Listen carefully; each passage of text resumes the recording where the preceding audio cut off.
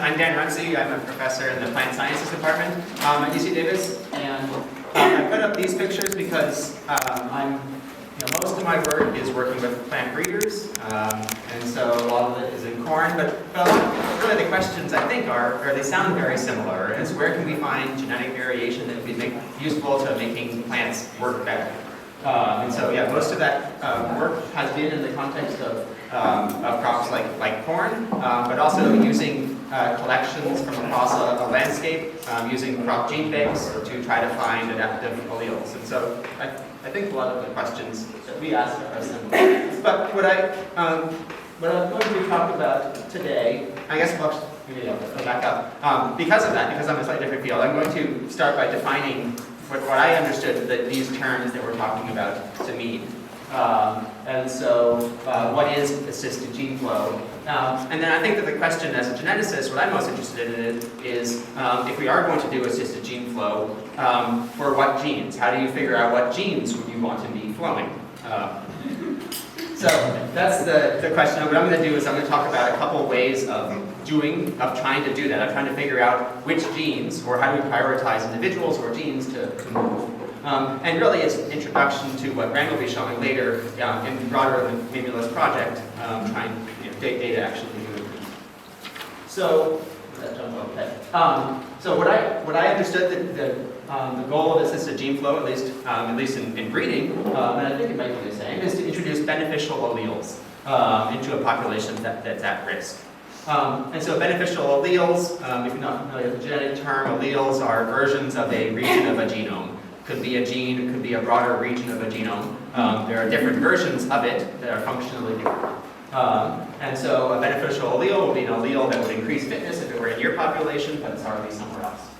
And the way that you can do that is you can't introduce alleles directly, you have to introduce individuals that carry those alleles, and then allow them to breed with the populations or create crosses with the current populations. And what's going to happen when you do that is when you have a cross, you get recombination, and so different parts of your chromosome will end up in different offspring, and so the different parts of that genome will get broken up, and only some of them will make it into the offspring. And so that's how I understand the goal of assisted gene flow. To put that in pictures, that's right, that animation is on. Okay, so what I understood to be assisted migration and assisted gene flow. Assisted migration, if you have a source and a target population, would take whole genomes and move them over and allow them to take over. And so if you take a whole genome over and then a set of individuals that have good genomes, they might sweep and provide that population with higher fitness, but they're doing it by replacing whole lineages. While assisted gene flow, you still start by taking individuals over, but with the idea being that only some of their genome, their specific genes, specific alleles, will end up in the future in your target population, not the whole lineage. There's basically two ways of thinking about doing that. One is is to use assisted gene flow in an untargeted way to try to restore genetic variation broadly. And so the idea would be that our source population, I try to break up this, say, your chromosome into a bunch of different loci, each of them colored differently. There's genetic variation there. We would introduce all of those alleles here, and then just introduce them, and then let natural selection select among them. So you put them all into the population, and you select and take them. Alternatively, we might try to do this in a more intelligent or targeted way. Look in the source populations and identify ourselves what are the alleles that we want to target. What are the specific locations in the genome, and within those locations, which are the particular alleles that would be beneficial. And then, in a targeted way, move those alleles over. And so, they talk about precision medicine, precision agriculture. This would be precision assisted gene flow, which, there's a lot of potential alleles out there. We can't move them all in. And so the idea being, maybe it would make sense to try to prioritize which ones we're going to move. The challenge with this is that genomes are really, really big. So I use Mimulus as an example, so that's our model based on our project.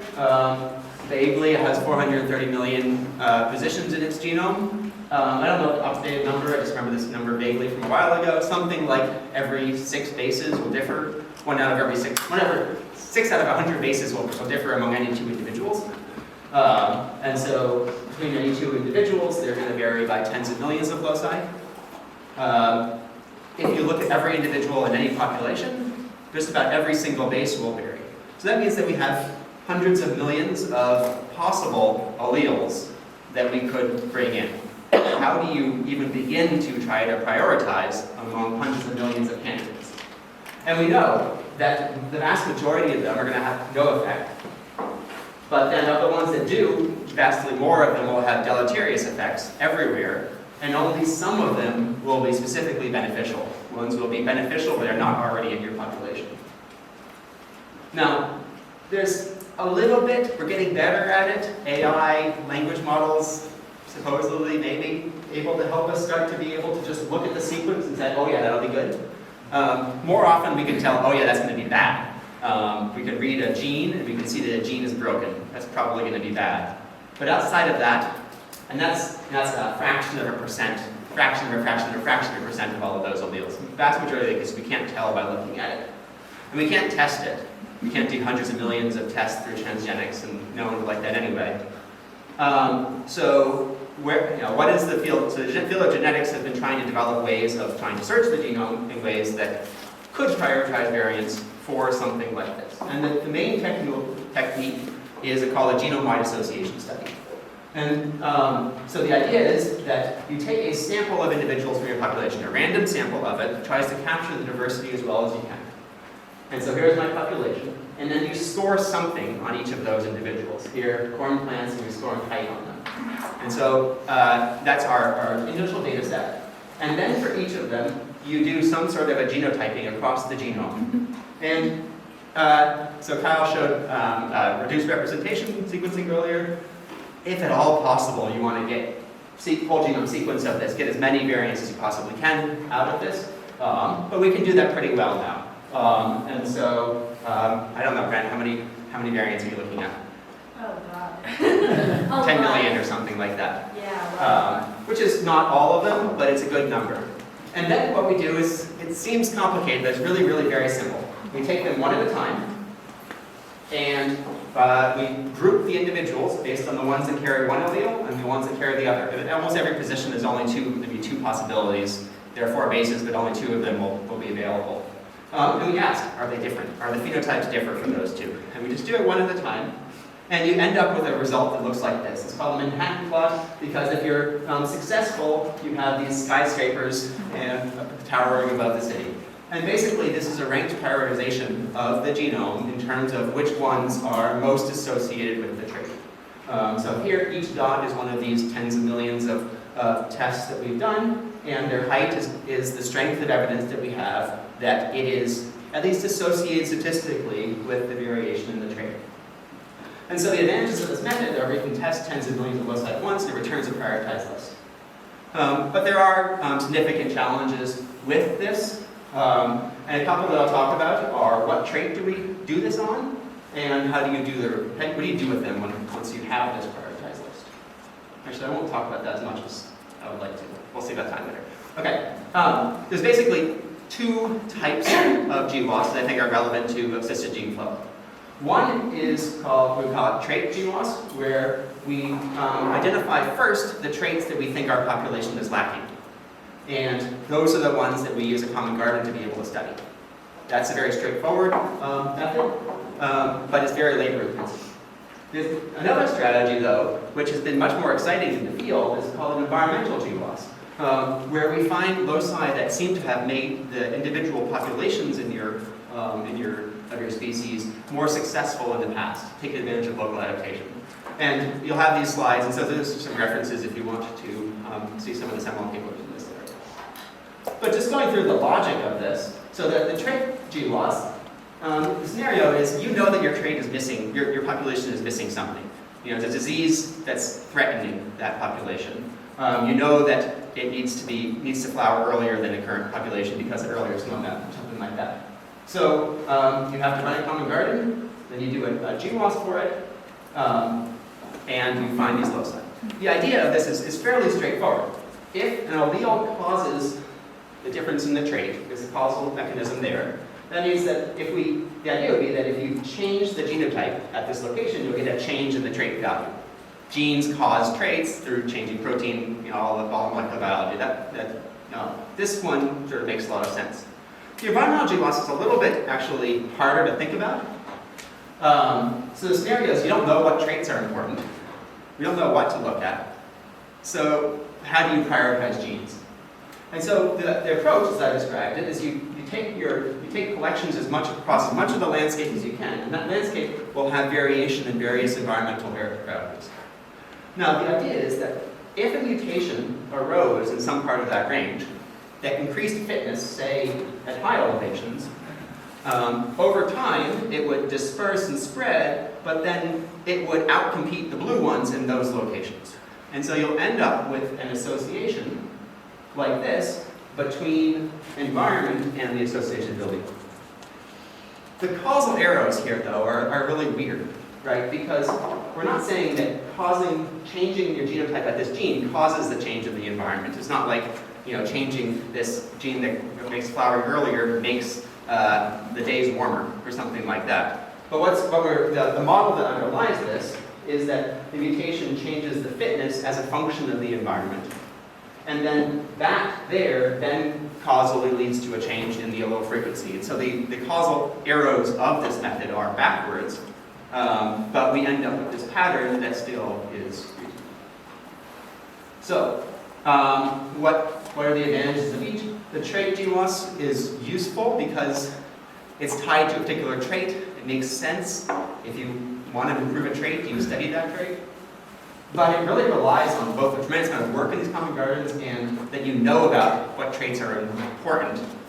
And most of our machinery, and some of the challenges in all of this is that you have to do this millions of statistical tests, and there's a lot of computation involved, and it's hard to study lots of traits at once and the relationships among them. That's one of the things that my group actually works a lot on, is how to do these across whole suites of traits. The environmental gene loss has advantages because it's trait agnostic. It just tells you what worked in the past, at least.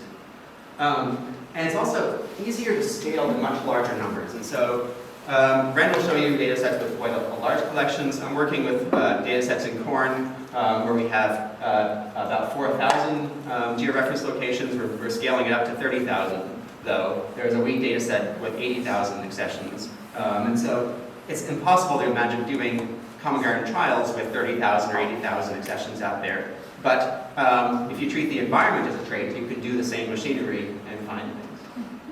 But I think there's a lot of interest, and this is some of the discussions we were having earlier, what are the right environmental variables? What are the right way of measuring the environment that is relevant to this question of local adaptation?